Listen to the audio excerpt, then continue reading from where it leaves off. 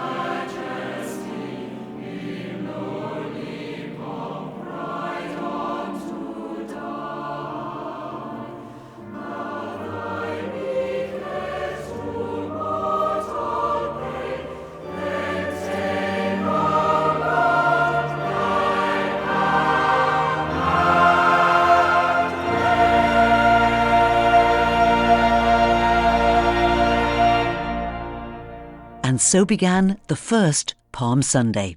Jesus rode into Jerusalem on a young donkey and was hailed as the Messiah.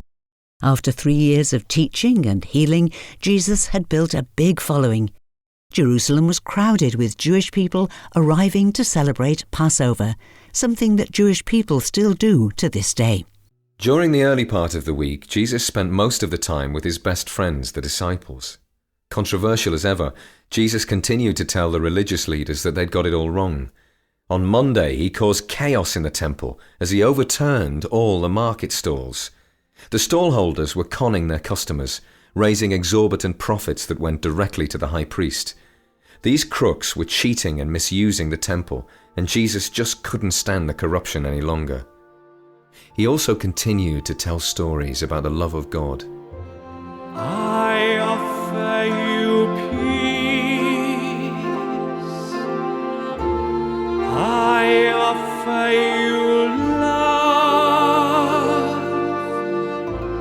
I offer you friendship. I see your beauty. I hear your need. I feel your feelings. My wisdom flows from the highest source. I salute that source in you.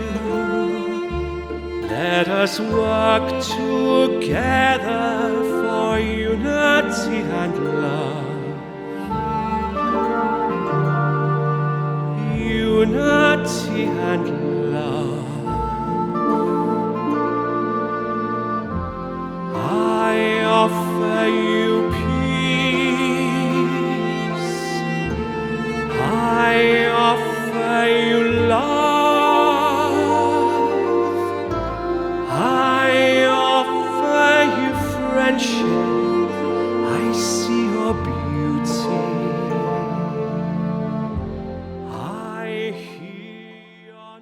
The religious authorities feared how he was stirring up the crowds, so they challenged Jesus, questioning his authority. He answered by condemning their hypocrisy. By the middle of the week, the Jewish religious leaders and elders were so angry with Jesus and so fearful of his power and popularity with the people that they began plotting to kill him. One of Jesus' disciples, Judas, went to the chief priests and agreed to betray him to them.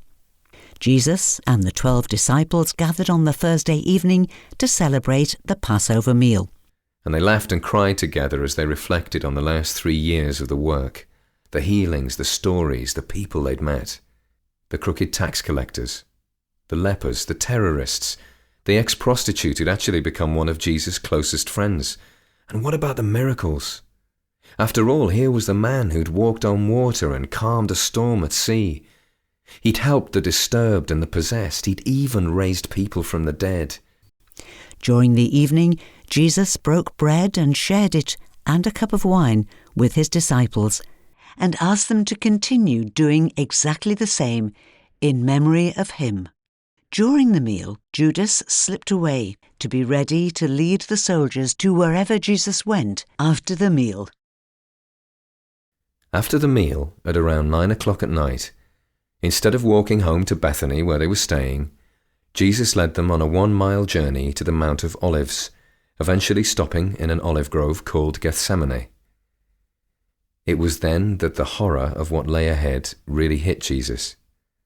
He knew his death was imminent.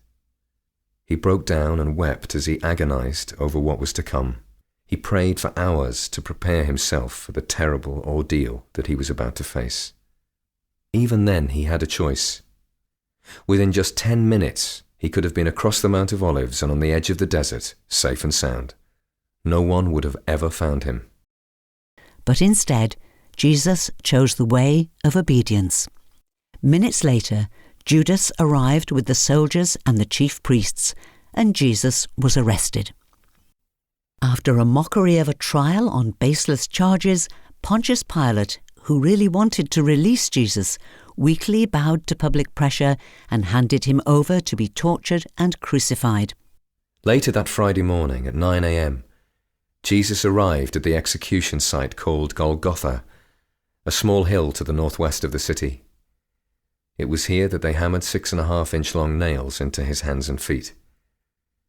As they nailed him to a wooden cross, he prayed for his murderers that God would forgive them. His clothes were divided among the soldiers, and a sign that said King of the Jews was hung above his head. The chief priests and soldiers continued to hurl insults and laugh at him as he hung on the cross, his body bleeding and broken. At noon on that first Good Friday, a strange darkness like an eclipse fell over the whole land. Then at 3 o'clock that afternoon, Jesus died. There was a sudden and violent earthquake, and the curtain in the temple tore from top to bottom. The darkening sky was a supernatural sign to the Romans and other non-Jews, while the tearing of the curtain had great religious significance for the Jews, as the curtain represented separation between God and man. And now it was destroyed. The way back to God was open.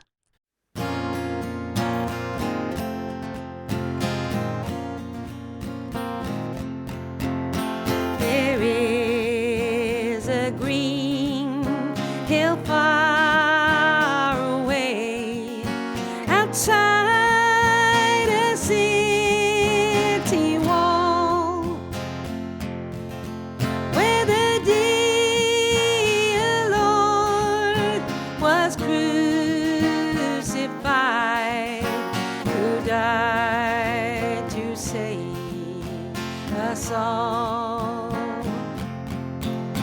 We may not know, we cannot tell what pains he had to bear, but we believe it was for us. He hung and suffered there. He died that we might be forgiven. He died to make us good, that we might go at last to heaven, saved by his precious blood. There was no other good enough to pay the price of sin. He only could unlock the gate of heaven and let us in. Oh, dearly, dearly has he loved, and we must love him too, and trust in his redeeming blood, and try his works to do. There is a green hill far away outside a city wall, where the dear Lord was crucified, who died to save us all. This week is called Holy because it's our chance to reflect on something amazing. That God sent his Son, Jesus, into this world, a human being just like you and me, who actually did nothing but good, but who was prepared to suffer hideously and die an appalling death, to sweep away all the sin in our lives, and to offer to everyone a life-changing, loving relationship with God and the way to an everlasting life. But Lord, where are you now? Is the understandable question we all ask when life deals us and those we love the hardest, most bitter blows. Jesus, hanging on the cross, is saying to each one of us, in the most painful times of your life, I am with you. And death is not the end.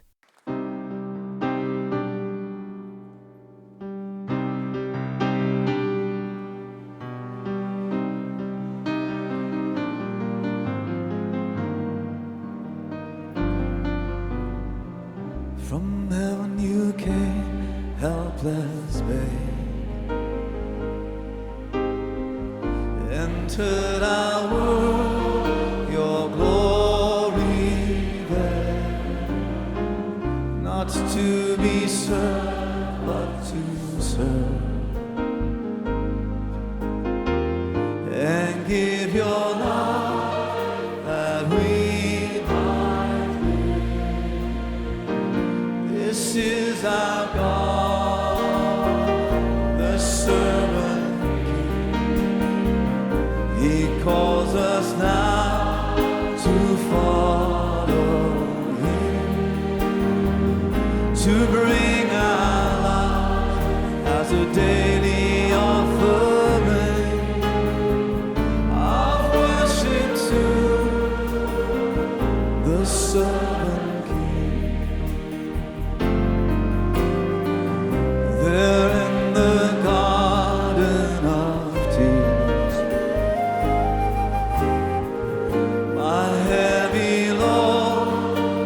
chose to bear.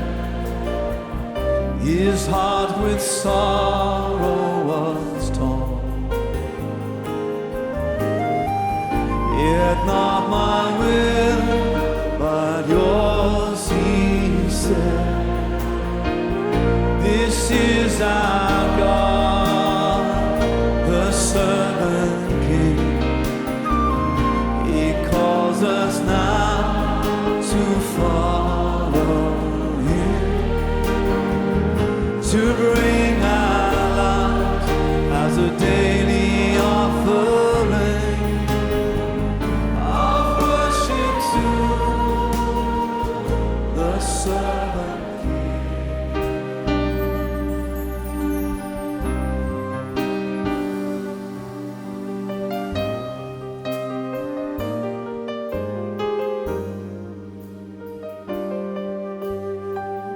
Come see his hands and his feet,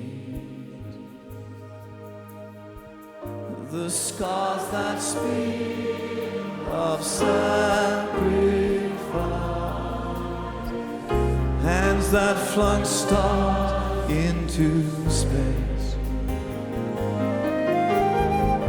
to cruel ends surrender. This is our God, the servant King. He calls us now to follow him, to bring our life as a daily offering of worship to the servant King.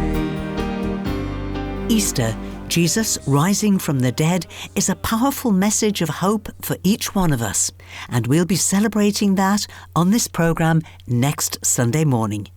And the subject of hope links this Holy Week story to my studio guest today, someone who takes every opportunity to visit the island that he loves, even if, as in this case, it's just for little more than a day.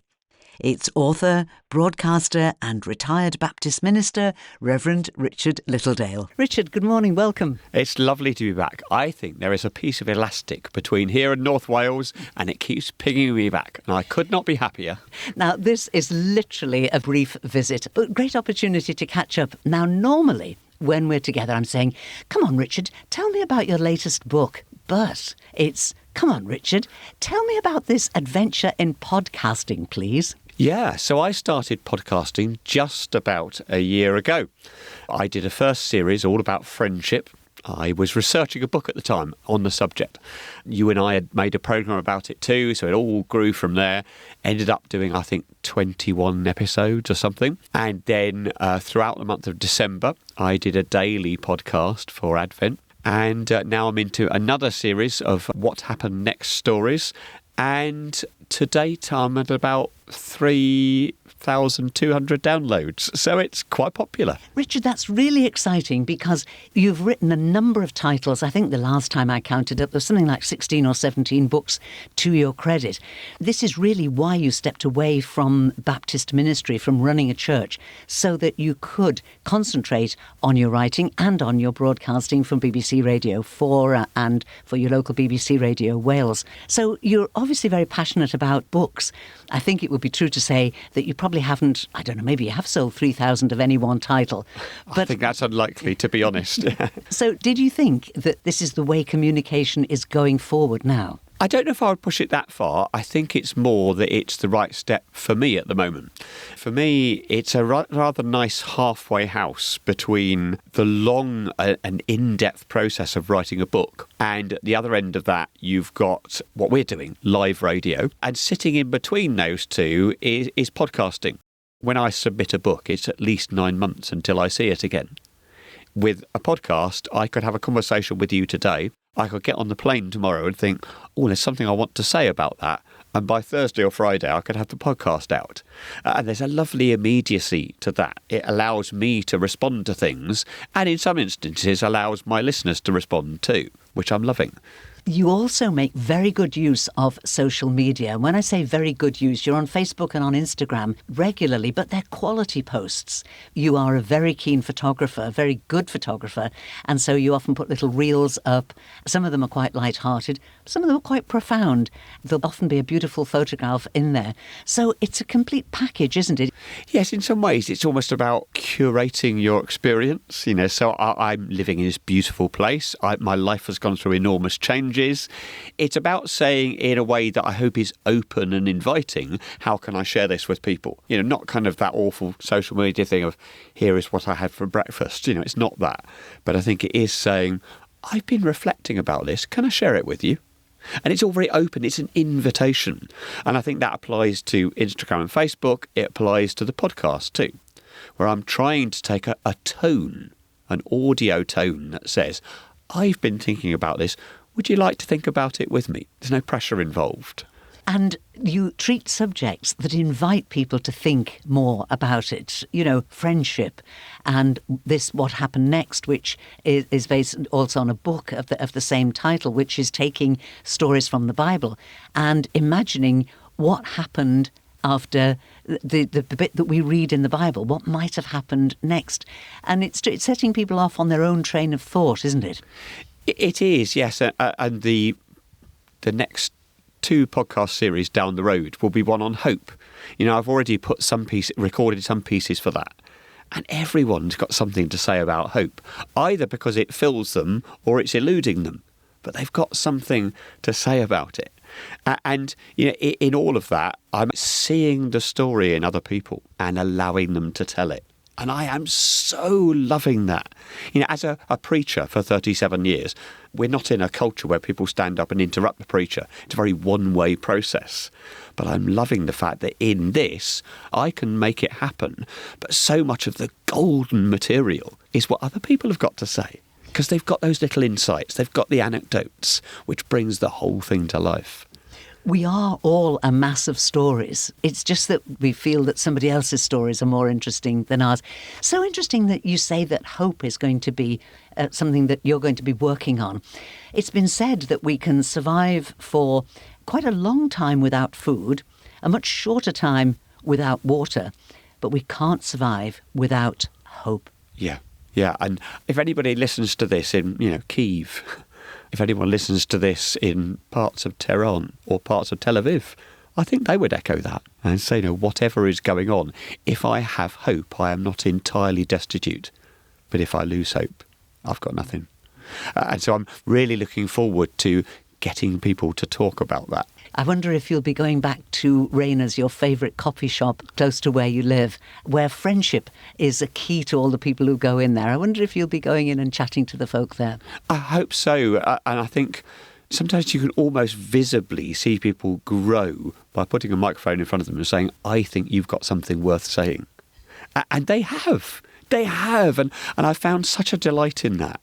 As a pastor for all those decades, of course you get to hear people's stories, but for the most part you can't tell them because you're bound by confidentiality. You are their pastor as well as their preacher. This is different because the podcasting experience is a very flat one. By that I mean everyone's on the same level. I'm the presenter in that I sort of make it happen, but my story is of no more worth than anybody else's that I'm telling. And I'm really enjoying that process of unlocking the stories. And what then happens is, so someone tells me their story, someone then listens to the radio programme or the podcast and says, oh, that's a bit like my story, though mine's slightly different, let me tell you. And it causes this glorious ripple effect, which I just love. Richard, thank you very much indeed. What's the simplest way of accessing your podcasts? If you look for bespoke_words, wherever you would listen to a podcast, you will find it. And similarly, we could search for that on Facebook and on Instagram too. Yeah. Now, that's actually only the first part of my conversation with Richard Littledale. The second part is about something different, and it'll feature in the programme next Sunday. But here's a little audio clue. Listen and see if you can work out what we'll be talking about. I could pick the whole thing up in my hands, which is a reminder to me that the world I'm not in control of, God holds in his hands. Any ideas? Join me next week to see if you're right.